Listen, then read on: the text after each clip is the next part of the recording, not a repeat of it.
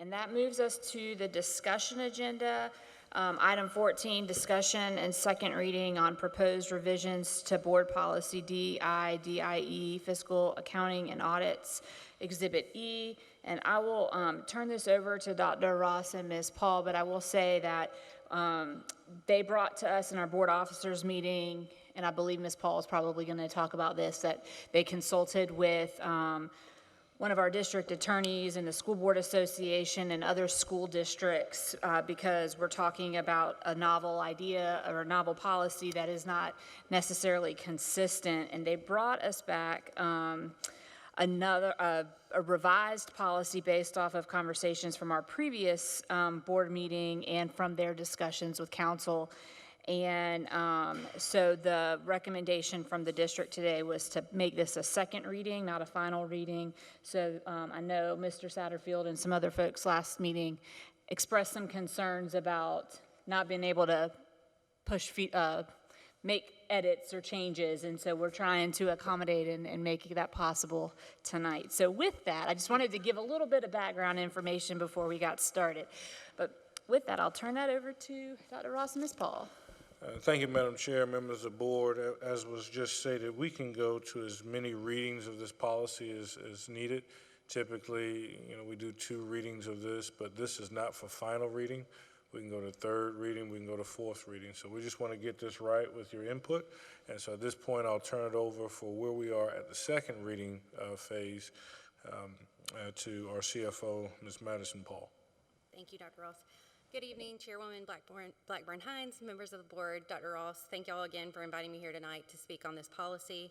So tonight I'm going to discuss Board Policy DIDIE, Fiscal Accounting and Audits. So as was mentioned before, this will be the second reading of this, but again, not necessarily the final reading. So at our first reading on December 12th, we had added language in that was identical to some of the language that is in Fort Mill School District's policy about internal controls and the role of the board and the role of the district's administration. Based on that discussion, we went back to our attorney, we went back to the School Boards Association, and we also did some more research on other districts in the state of South Carolina and what their policies looked like. And based on that discussion and based on the discussion with those entities, we decided to actually remove the language regarding internal controls. So that was language that was unique to Fort Mill. So the administration decided to strike that language. So what you have here is a revised policy, and we have added in language from Greenville County School District. This is very, very similar to their district policy.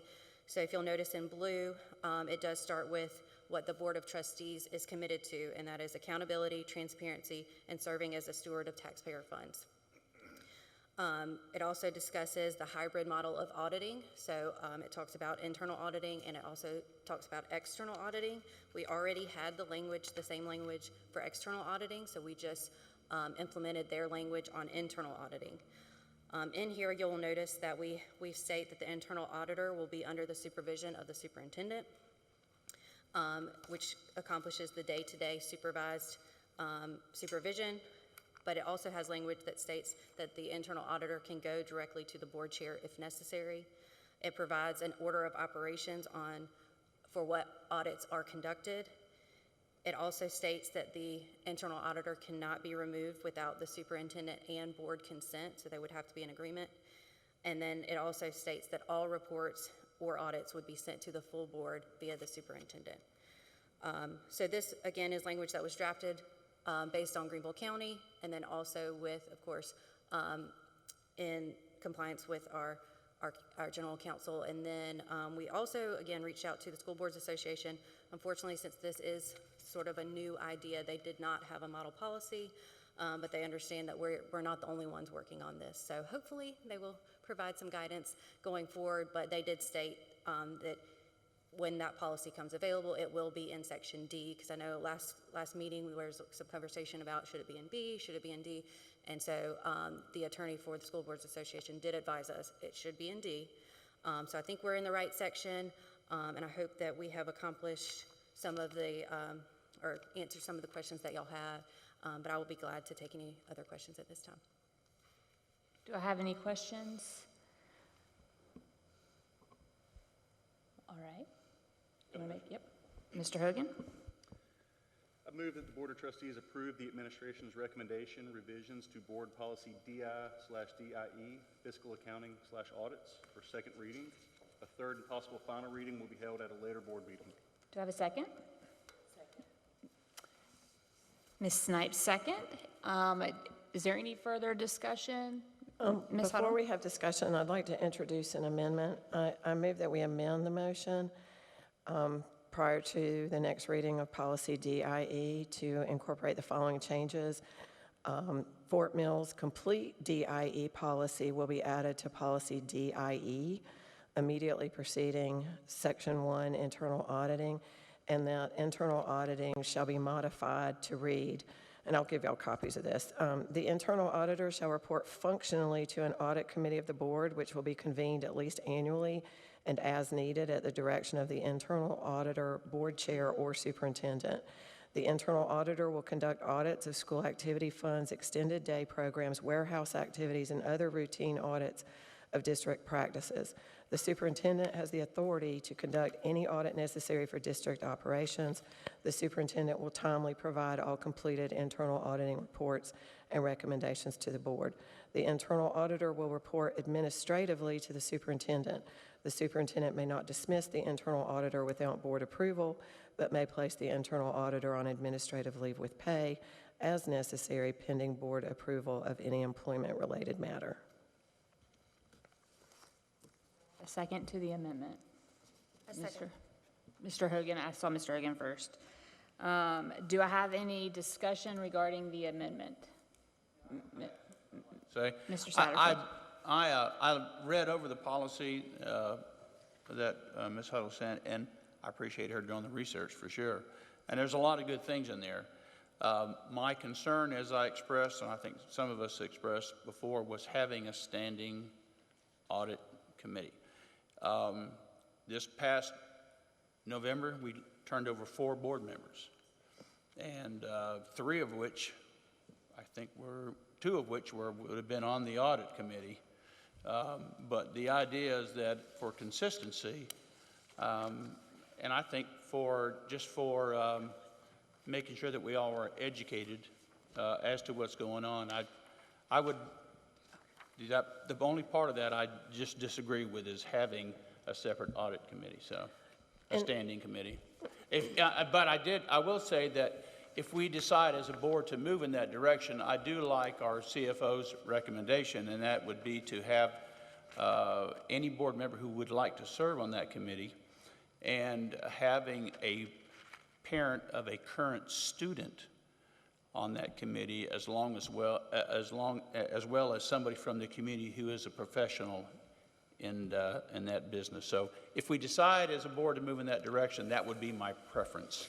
But again, just for consistency and in an attempt to create any sort of division or anything, and just for our own education, this is obviously something that's at the forefront, and it has been so for a couple of years now, or we would not have started this whole internal audit. But that's just my suggestion and my recommendation. Well, I'm going to keep it on the amendment because we need to, if we're going to move forward with the amendment, we need to vote on the amendment. But so I want to make sure that we have discussion on the amendment before we talk about Okay.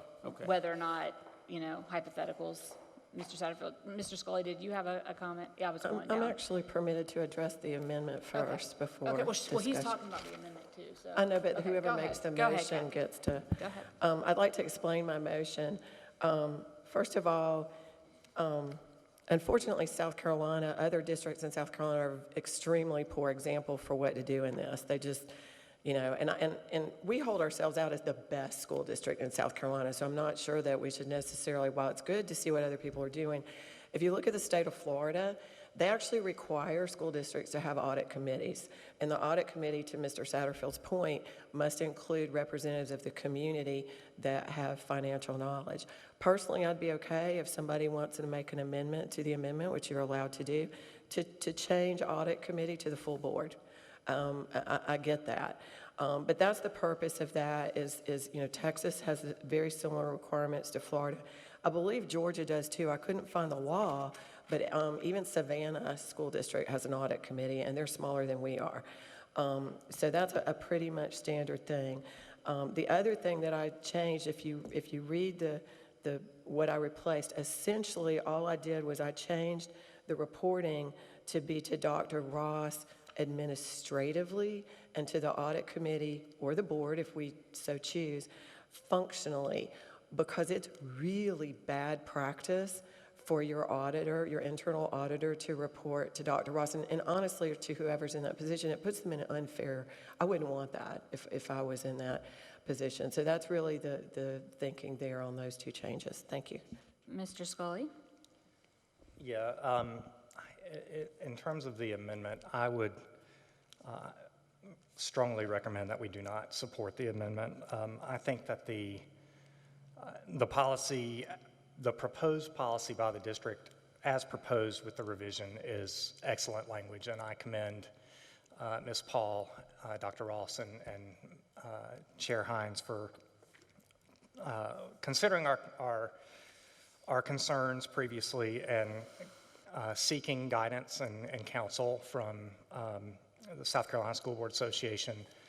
And I think what you came up with an excellent proposal as the revision. I think to address the amendment and Mr. Satterfield's point on the amendment with, I don't see a path forward for any type of standing audit committees. I am not in support of that. And so the amendment, I think the amendment's unnecessary and leads us in a bad direction. I would highly recommend we do not support it, and we support the proposed language as revised. All right, I'm gonna, and because we have a smaller board, I can do this. I'm actually going to, I have a comment about this. I agree with all of you in some sense. I agree that, I'm not a big fan of standing committees or audit committees because we're so small, there's only 7 of us, that, I feel like those conversations need to take place with all of us present. But I do agree, some of this language of who the internal auditor reports to,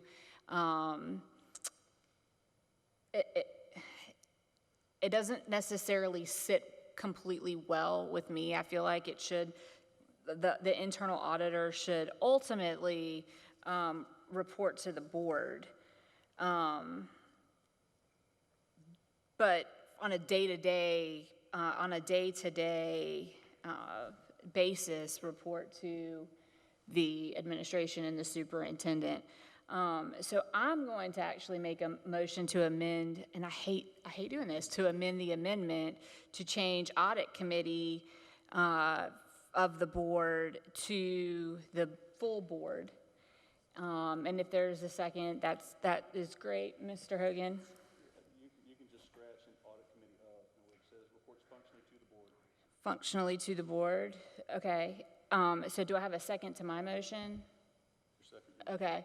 Okay, so I saw Mr. Hogan first because I was looking this way, but, so that if we vote on this amendment to the amendment, then we will come back and vote to amend Mr. Hogan's original motion to have this, to include the language edited to say that the internal auditor shall report to the board.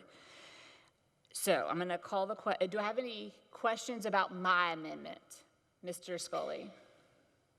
I'm so sorry. I hate okay. amendments to amendments. No, I guess what I would ask is get you to walk me through what that looks like when you're talking about reporting to the board.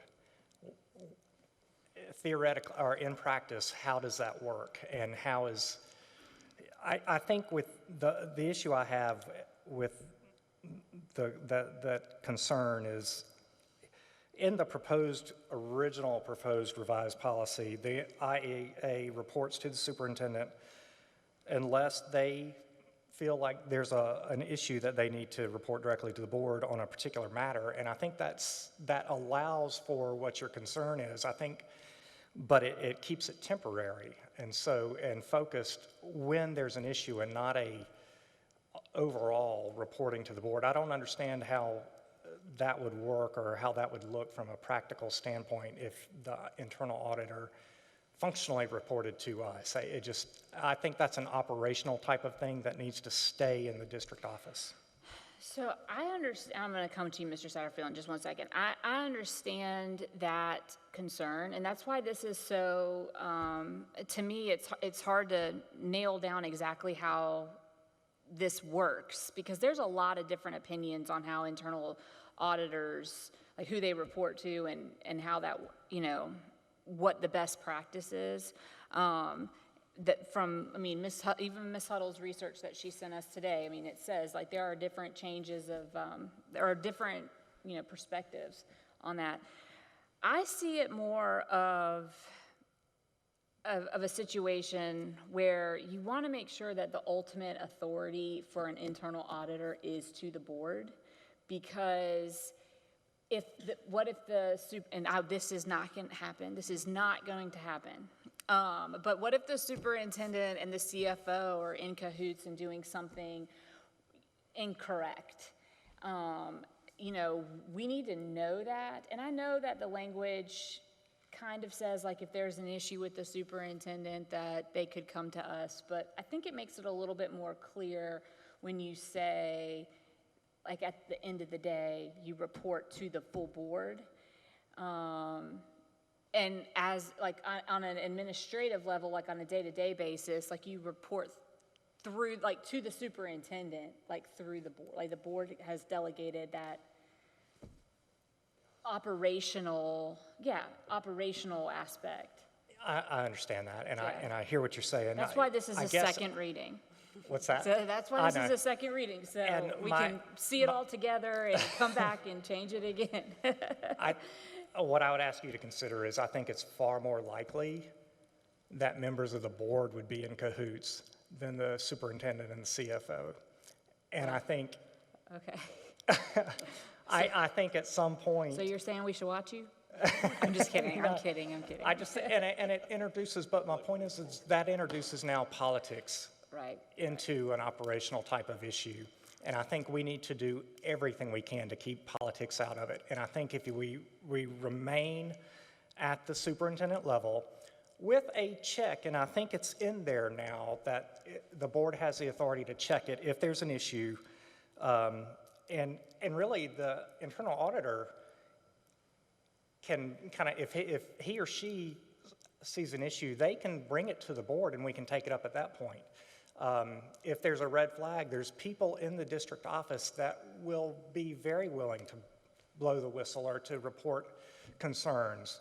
And so I think at some point, I think there's the chances of having a wayward superintendent in cahoots with the CFO are so much far, far less than having board members politically in cahoots and using that.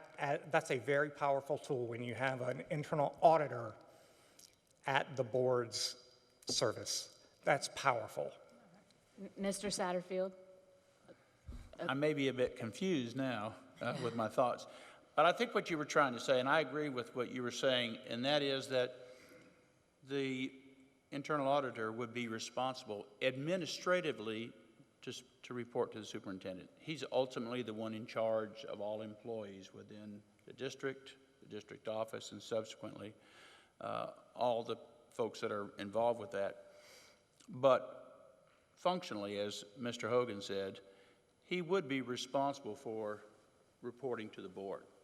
And if Mr. Ross or the CFO or somebody else, if they were reporting to them, then they could say, I know we're supposed to be working on this, but I really want you to spend your time working on this.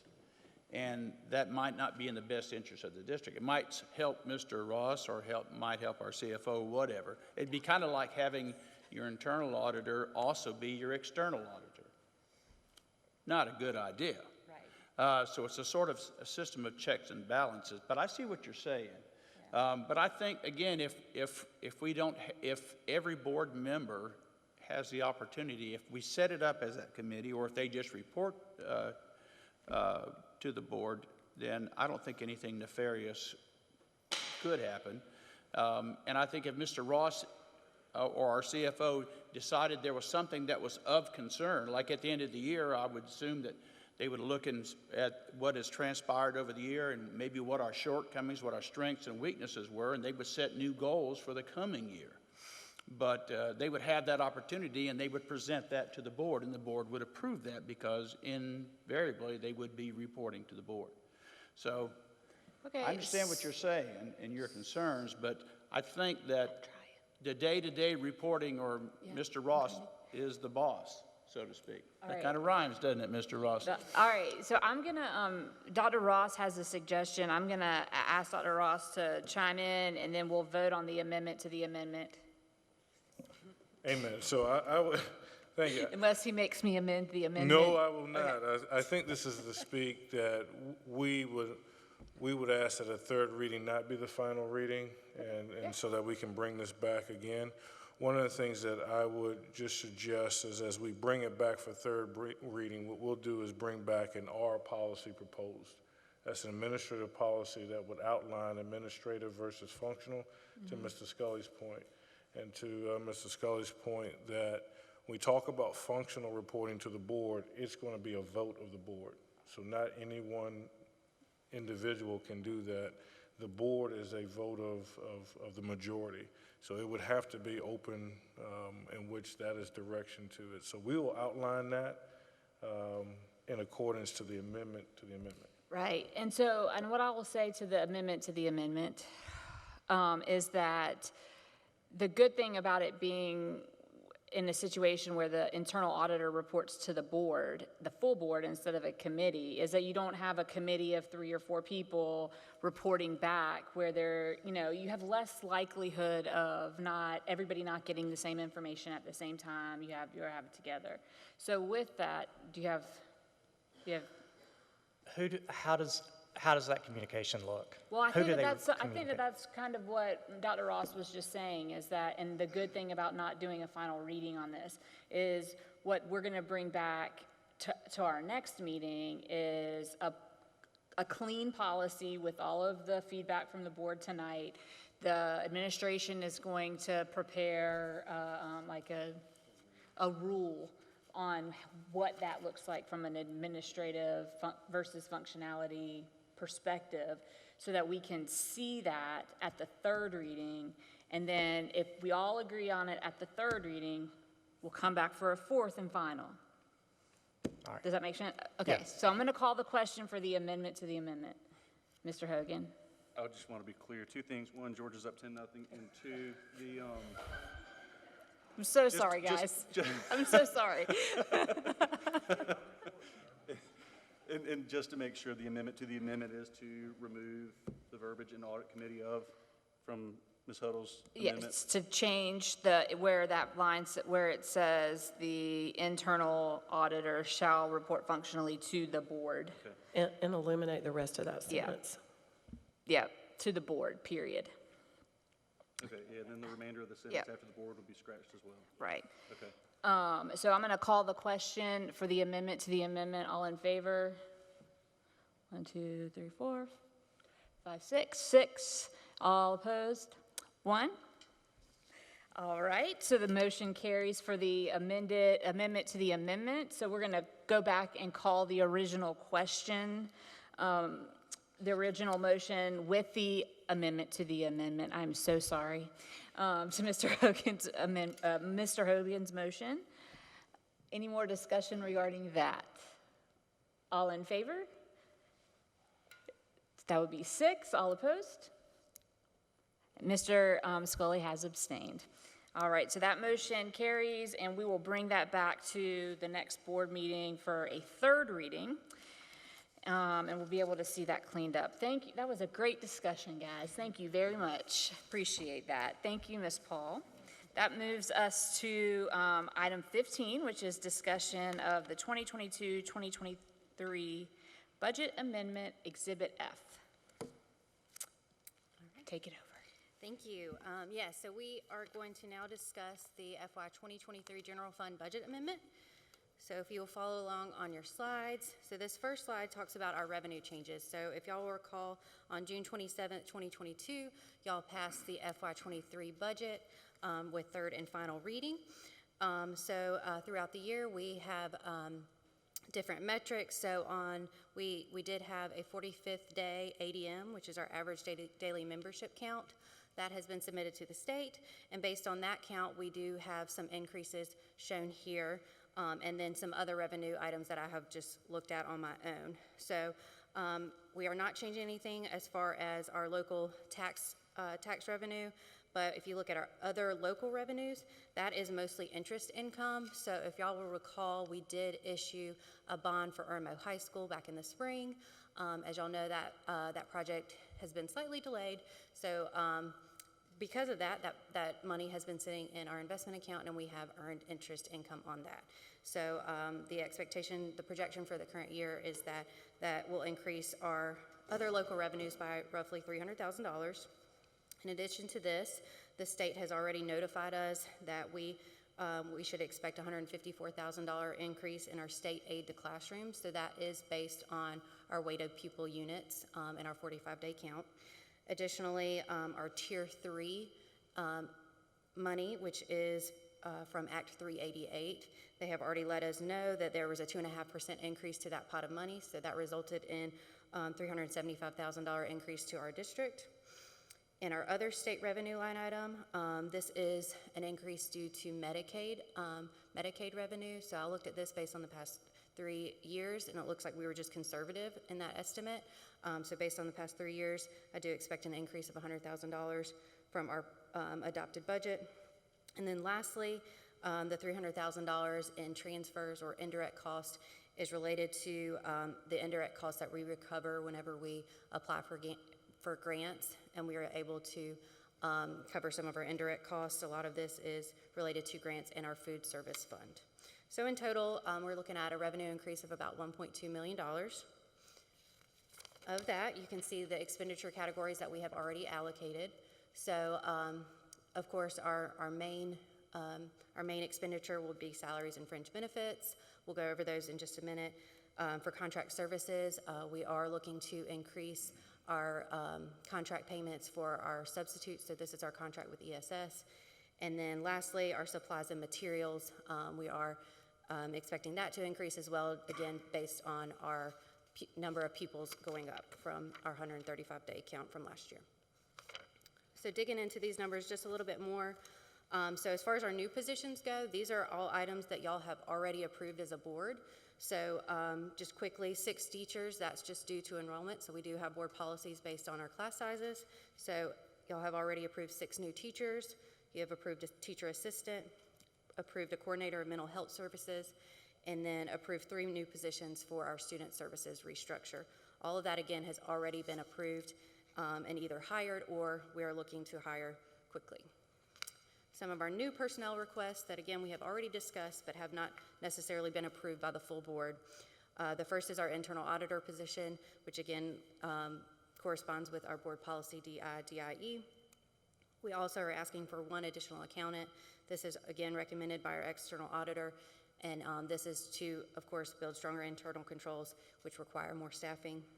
And then the last item is to increase contract days for our coordinator of parenting and one of our assistant principals. So this is really just for consistency and equity. So all of our coordinator positions are currently 240 days. When we did an audit of our positions, we realized that we had 1 position, our coordinator of parenting, that was not on a 240-day contract. So we're just asking to amend her contract to 240 days.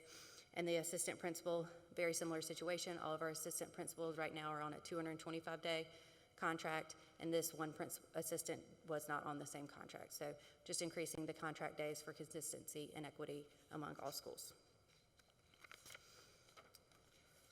Moving on to the purchase services request. So again, this is our request to increase our contract with ESS. So when we did a review over the fall semester, we realized that what we were paying our substitutes in comparison to the district's surrounding us, we were significantly lower than some of the other districts around us. And what we have learned from our partners with ESS is that we are all pulling from the same subs. So whether they're going to Newberry or Lexington 2 or one of our other neighboring districts, we're all using the same people, and it is possible that they may not be picking our schools because we pay a little bit less. So we are asking to increase those rates. So if you can see here, for a full day non-certified high school diploma, we were paying $75. We're asking to increase that to $85. Again, they do have their markup. That did not change, so that's roughly 28% for each of these categories. So overall increase between 10 to 19%. But again, that is just to get us comparable to neighboring districts. And then last request is on supplies. So as mentioned, we did have an increase in pupil count from our 135-day number in fiscal year 22 to our 45-day number in this current school year. So that was roughly 189 pupils. So our total estimated supplies cost increase is $27,000. So just recapturing all of this here, our new projected revenue for the FY23 budget is $213,711,968, which meets our expenditures of $213,711,968, difference of $0. So it is our recommendation to amend the FY23 budget based on the additional funding allocated by the state, increased income, interest income, and increased indirect cost reimbursement. So this amendment results in a roughly $1.2 million increase in revenue expenditures as presented. And I'll be glad to take any questions. All right, do I have any questions? Ms. Huddle? Ms. Paul, the salaries increased $704,000 and the fringe benefits were $281,000. That's roughly 40% fringe benefits, and I don't remember, is that consistent with what we are, or is there some other reason it's 40%? That is consistent with where we are, yes ma'am. So right now we pay 18.56% for just retirement. On top of that, we pay workers' comp of about 6%. You add on health insurance benefits, FICA, Medicare. FICA and Medicare are both 7.65%. So you're getting right up there to that 40%. So that is our estimate. But of course, the biggest piece of that is retirement at 18.56. Dr. Ross, I just don't think most people realize that. I mean, I don't know if we did a poll, and there's not many people here, but nobody gets defined benefit retirement plans anymore. They're like a dinosaur. Are there plans to maybe communicate to our staff, especially going into recruitment?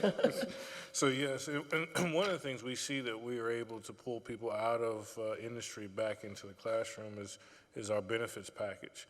Pensions are as you said, they're dinosaurs, and for us to still have it, we're excited about it. It is a huge attraction.